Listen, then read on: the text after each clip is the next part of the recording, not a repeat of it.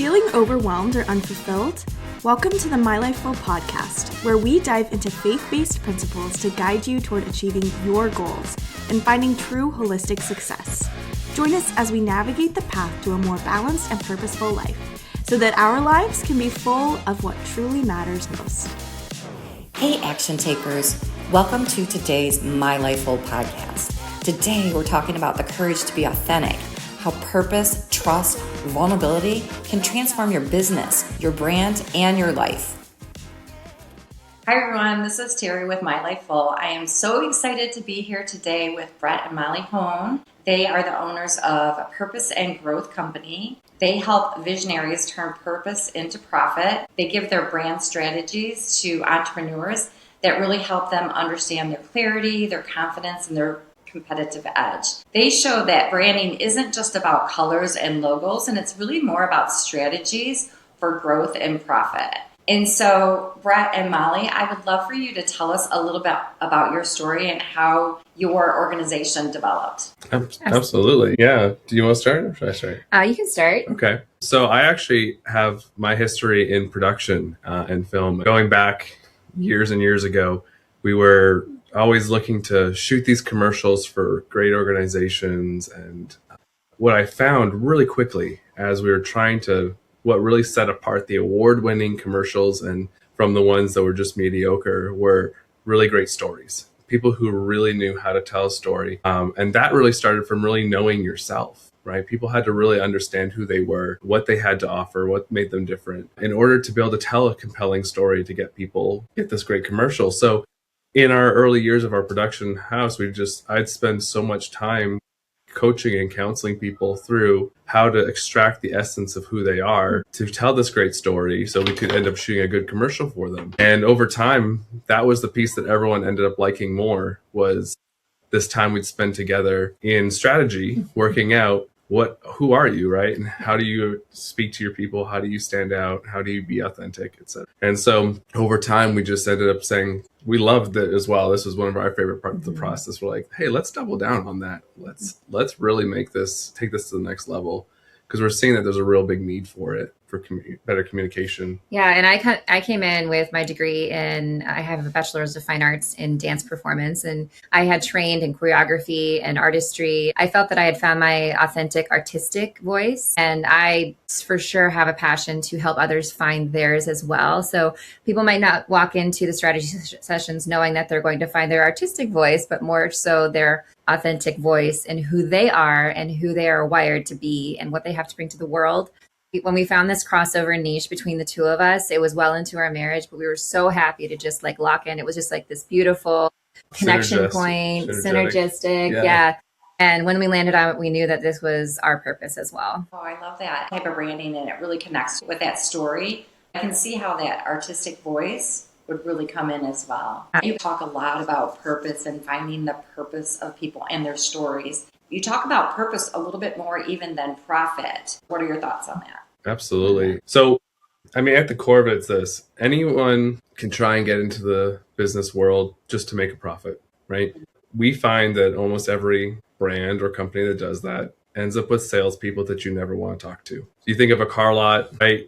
No one wants to deal with the car salesman. You think of the door-to-door, the door knockers selling different stuff in your neighborhood. Those are people who are motivated by profit, right? It's just, I want to get into this for profit. And so what you end up doing is having to fight this numbers game and fight upstream to try and either devalue yourself enough that people are interested and willing to take the risk, or you have to just kind of be shady with it, make guarantees and promises that you probably can't back up. And that's a losing game. We just don't think that that's the best way, and it doesn't create a great environment for everyone. The customer doesn't have a great time. The business doesn't have a great time. The people working it are getting burned out because we're trying to force something. And at the core of it, we just really believe that all commerce is built in trust. Good commerce is built in trust. And so people want to work with people they can trust. What we've done in the market by and large is manipulation tactics. We reduce risk. We offer guarantees and warranties or discounts to try and overcome the lack of trust so that people will take advantage of something. So why we say purpose is so important is because it's the center stone, it's the foundation of trust building. When you can be absolutely clear on who you are, authentic to yourself, show up in the market, people can say, hey, I actually know who they are, and I can decide whether I trust them or not.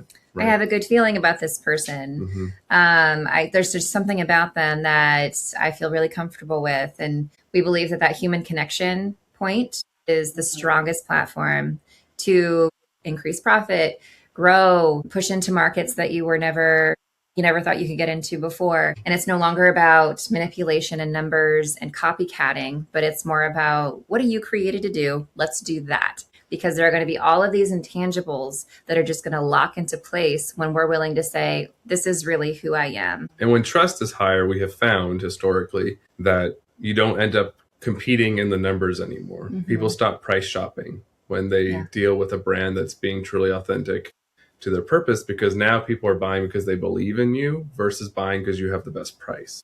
So most of our clients charge a premium for their services or products, and people happily pay it because it feels authentic and real and I can trust it. I love that. And I know that I have felt in certain situations where that icky feeling, like I don't trust, it feels icky, it's not good. Now, let me ask you this. A lot of times entrepreneurs probably had that purpose and then they lose it. Why do you think they lose it, and how do you help them realign? Because they probably had a purpose when they started out. Yeah, that's a great question. I love that question.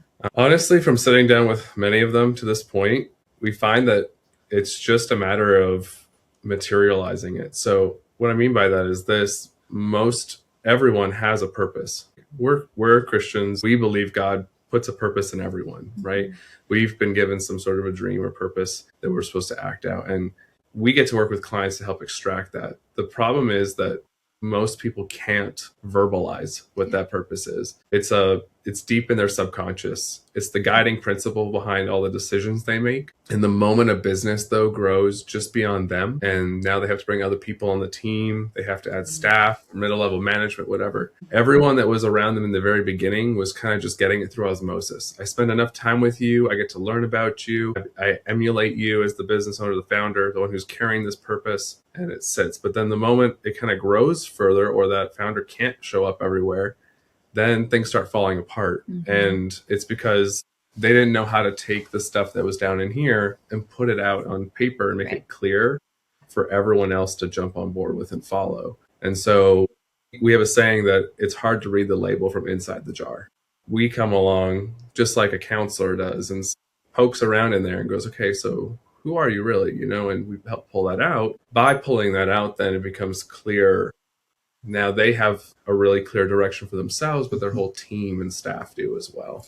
And a lot of people can start off really strong and then, like you said, lose it. I think what Brett mentioned is growth can be a huge fork in the road where it gets lost, because then you're having to translate something that was intangible and inside of you to duplicate yourself. And that process can lose a lot of its clarity and authenticity. Another way of losing, where am I? What am I doing again? Is I think often people don't give themselves enough chance to grow with their purpose. So if you've been in the business for 15 years and all of a sudden things are just feeling like kind of stale, or it might be time to push into a new level. It might be time to push into a new framework, a new angle, or a new, maybe God is giving you a new purpose or an added purpose onto what you've already established. And maybe it's time to grow. And that growth period can be a little bit uncomfortable when you don't have a good guiding light in it. We have loved working with our clients that have been working for 20, 25 years, and they're ready to push into something fresh. It's about numbers too. It's about, hey, we're ready to multiply our income, or, we're ready to multiply our client base. We're ready to just go for it in a new way. That hunger and availability to grow is so fun for us to work with. And, but when you're losing your purpose, that's usually, I think, an indicator that you might need to push into something new.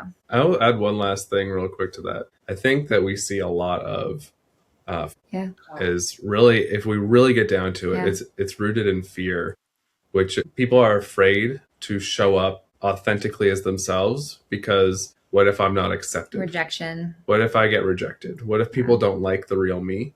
That leads them to then start copying people that are successful. Well, this person did this way, so if I just do what they did, I can also get to where they went. But they leave out the part of that person was being authentic to themselves. And so you're just trying to be 2.0 of them instead of being the first version of you. We see that a lot. A lot of people are afraid to be their real authentic self. They think it's going to hurt them in the marketplace, that they're going to get less clients or sales or whatever if they're being truly them. Great answers. I definitely can see how your strategies and how you can fill those gaps and look from the outside in and create that new awareness for people, and also showing them that they might be fearful, which is a big indicator in a lot of organizations. When we were talking earlier, it was funny because we were asking, is it business strategy or is it business therapy? And you guys kind of shared with me, like, there's sometimes a lot of tissues on the first session. And why do people, entrepreneurs, get so emotional? And what happens on those first sessions and the breakthroughs? Yeah, I can start. I can talk about what happens. So we like to start in getting to know our clients and getting to know the heartbeat, the undercurrent of what their purpose is. And we have ways of extracting that in terms of getting them to tell their story from the beginning. And whether it's starting at childhood, starting at whatever point they're comfortable with, we do ask them about their childhood. We do ask them about their family. We ask them about deep dive into their past. Pretty much. So in that sense, it kind of feels like therapy, but there's a listening aspect that I believe that is one of my strongest things that I bring to the table, is listening and responding, and that I'm seeing what's not being said between the lines. And I really feel like that extra information that I am just kind of sensing in the moment, I'll bring up sometimes, and I'll ask the question that they were avoiding, and I'll say, how did this impact you? Or I'm sensing a theme of ... in what you're saying. Would you agree with that? Or how does that hit you? And people, it's just so beautiful because dreaming is really hard for some people. So when we're sitting down in a strategy session, we're extracting a whole bunch of dreams and purpose. Some people have really chosen to shut that off in themselves for a lot of reasons, trauma, or like Brett said, fear, or for whatever reason. Maybe they were told that they shouldn't dream, or convinced themselves that wasn't the way. When we're igniting dreams, when we're unlocking dreams and purpose, it is so deep and hardwiring into their very core that it is emotional, and it gets emotional very fast because they think, why did I do that to myself? Why did I shut myself off? Or why did I shut myself down? Why do I think I'm not good enough? Or why do I think that this isn't the way when it feels right, but I'm, gaslighting myself and I'm telling myself that I need to be like somebody else? It speaks to our very human design. Brett and I, being Christians, we believe that God put a very unique design in all of us to bring him glory ultimately. But that writing, that script that's written in all of our bodies and our minds is just unique. So often in our sessions, we are connecting with a very foundational purpose and dreaming and childlikeness that is just very emotional for people. Not every person wants to go deep in that moment, or not every person needs to, but some people have. It has just been so wonderful to unlock because they've been able to go from that place to, yeah, that's my passion, actually. Yeah. I finally found my passion. I finally put my finger on it because I was willing to go back to the beginning, and I was willing to start dreaming again. So that in itself is just, it takes a lot of courage. And in that moment, we're just partnering, and it can get pretty deep, pretty fast. But I love it. It's our honor to do that for people. It's pretty fun, I think, on day one when we do these with people, because they sit down and the first thing they're thinking is, all right, tell me what we need to do in the business to make it more profitable. We sit back and go, tell me about your childhood. They're expecting us to say, well, you need to hire this many more employees, and you need to have this training, and you need to crunch your numbers this way and hire this CPA. But actually what we do. But that comes later. Yeah, it comes later. But we're like, tell us about your childhood. And we walk through and we see what we look for is the repeating pattern. Yeah. So we look through all their history and we're like, okay, I'm seeing this story, all the way through your life has the same. These all have the same common theme of your purpose showing up. You just were too close to it to see it, but we get to see the 30,000-foot view. Or maybe you were ignoring it and you didn't know. Or that. Now we're seeing it come so clear as we look back, right? We get the 2020 hindsight version of it. And so we get to just help them put that to words. And that usually is such a fun moment because people that they start breaking down. They're like, that's it. I've been sitting, it's been right there at the edge of my nose all this time and I just couldn't see it. And wow, I feel so powered. I feel so light. It's quite a roller coaster. Well, what a unique approach, but I can see how inspirational and just getting that passion back and feeling those dreams come out. The way you just connected that all, it's amazing.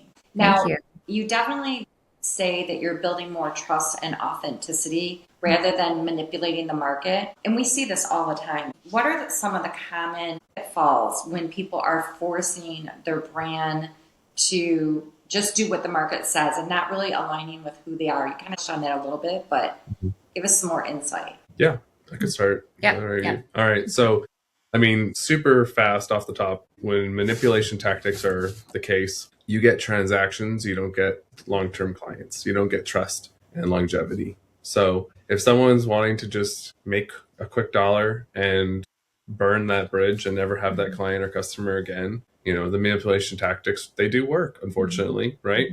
Fear mongering works. It's why people do it.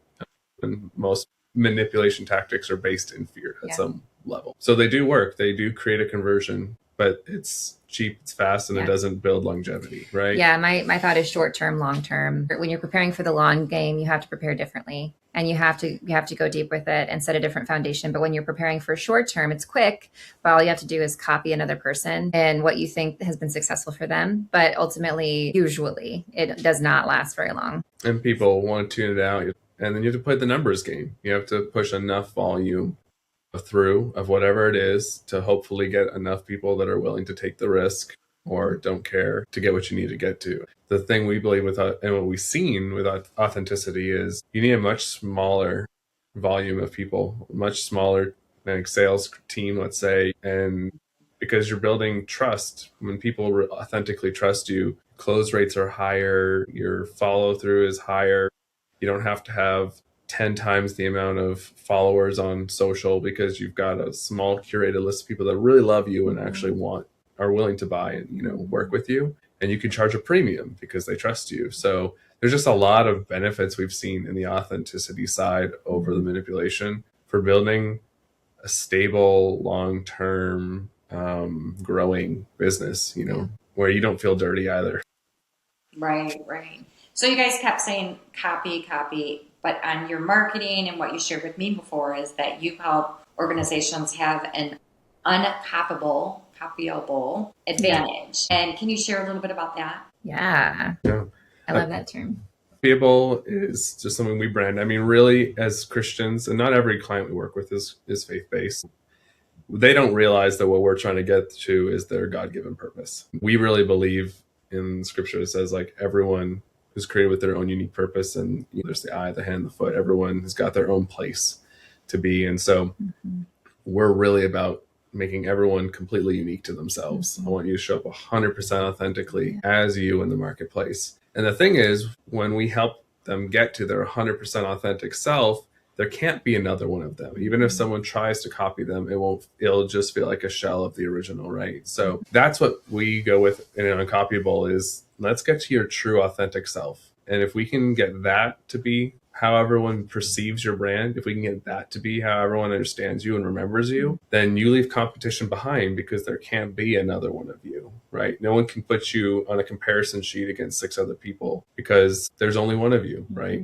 And so that's what we have found has been really great, especially in competitive markets, because it just leaves competition behind. You're not competing on price or deliverables anymore. You're competing on authenticity and relationship and trust. And that's just a totally different game. Yeah. I was talking to a friend yesterday, and she is a painter and she does painting events where people bring their art and, they set up booths and stuff like that. And she said for years, I would ask my husband to do the sales and I would sit in the back because she's a quiet type of person. She would sit in the back and then she read up on branding and she didn't work with us, but this uncopyable idea is that it pushed her into being courageous enough to be herself and being courageous enough to represent the most vulnerable thing about her. And so she started to then work with sales and talk to people, and that human connection is where it's all at. She was willing to show up as a human being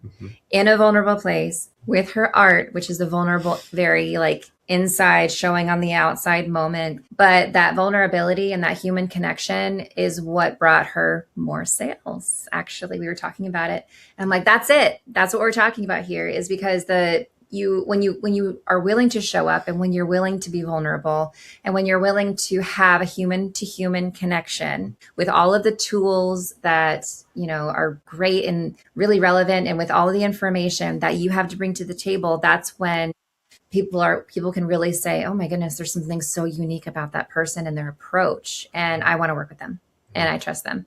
I think that people often avoid the humanity of it. Yes, business isn't just business. Business is between human beings. And we are so passionate to help people bring back their humanity into the realm of business in such a beautiful way. Absolutely. Because at the end of the day, people don't trust businesses or corporations. They trust people. Yeah. Right. Yes. And so we try and bring the personal, even when we're dealing with a corporation. Every corporation that's worth its salt, like in the Fortune 100, they're all trying to bring themselves back to this human level. Yeah. Smaller. They're trying to get smaller and relate to people one-to-one, human level, because they know they've spent the millions of dollars with their companies and research to know people don't trust a big corporation. They trust a person. They trust the human to human connection. So that's what we try and do, is just really emphasize that. I love that. Thank you. So if somebody's, watching this today or in the future, and they say, oh my gosh, that's me, and I am not aligned with my purpose, what would be some next steps for them?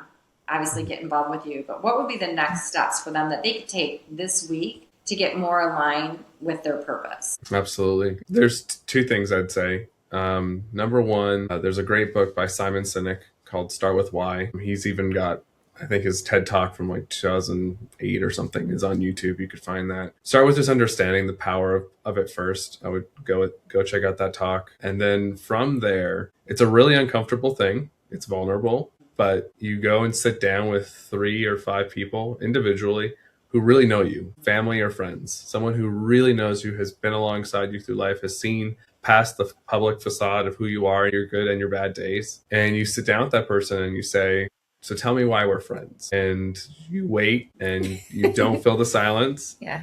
And they're going to say a bunch of things that could apply to anyone in the world. And then you say, yeah, that could apply to 6 other people, but what about us? Why are we friends? And eventually they'll end up talking about what you do that affects them, like how you make them feel. They'll talk about themselves. And that's where you're going to start seeing your impact. You're measuring your impact. And you do that across several people, and you'll start seeing a common trend, a theme emerging of how you create impact from your purpose in other people's lives. So that's probably the easiest way to do it. It always really does require bringing someone else into the picture. We can't self-diagnose ourselves. Can't read the label from inside the jar. Yeah. And I often see and hear people say, well, what does who I am have anything to do with the laundromat business or accounting business? Like how am I going to insert who I am and my impact into this business? Because this is just business and I'm just me. But actually it's always a really clear lead in, because these businesses are being run by human beings, but they're serving human beings as well. And every business has a flavor, a direction, and an impact that gets shaped by the business owner. And, you like to say, well, it doesn't matter if people know that it's me or if it's somebody else. Actually, it really does. And that's what we said before, the uncopyable advantage. But, business strategy is actually pretty simple. And that's a huge part of what we do too. So after the strategy sessions that we offer, there's a lot of market research and whatnot that Brett does so well. And we leave our clients with a plan, like an action plan. That action plan is easy once we get through the conversations about who are you and what is your impact.